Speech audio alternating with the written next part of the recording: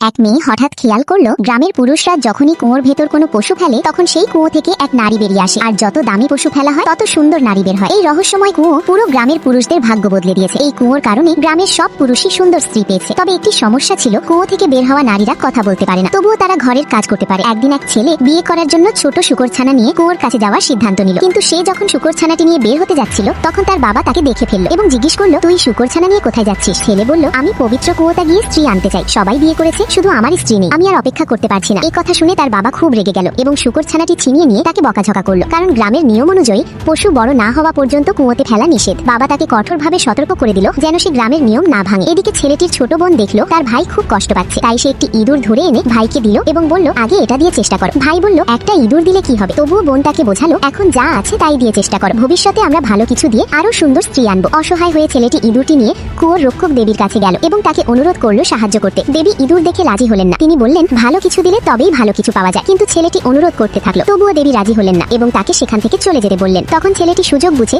চুপি চুপি ইঁদুরটি কুয়োর ভেতর ফেলে দিল। পরক্ষণেই কুয়ো থেকে এক বৃদ্ধা নারী বের হয়ে এলো। এই দৃশ্য দেখে ভাই বোন দুজনেই ভয়ে চিৎকার করে উঠল। ছেলেটি বুঝতে পারলো, ভালো কিছু না দিলে ভালো ফল পাওয়া যায় না। শেষে কোনো উপায় না পেয়ে সেই বৃদ্ধা নারীকে নিয়ে বাড়ি ফিরতে হলো। পথে গ্রামের শত্রুরা তাকে দেখে উপহাস করতে লাগলো, ইঁদুর দিয়ে স্ত্রী আনলে এমনই হবে। এতে ছেলেটি খুব অপমানিত বোধ করলো। পরে সে আরো বড় সিদ্ধান্ত নিল, সে ওই বৃদ্ধাকে নিয়ে কুয়োর কাছে গেল।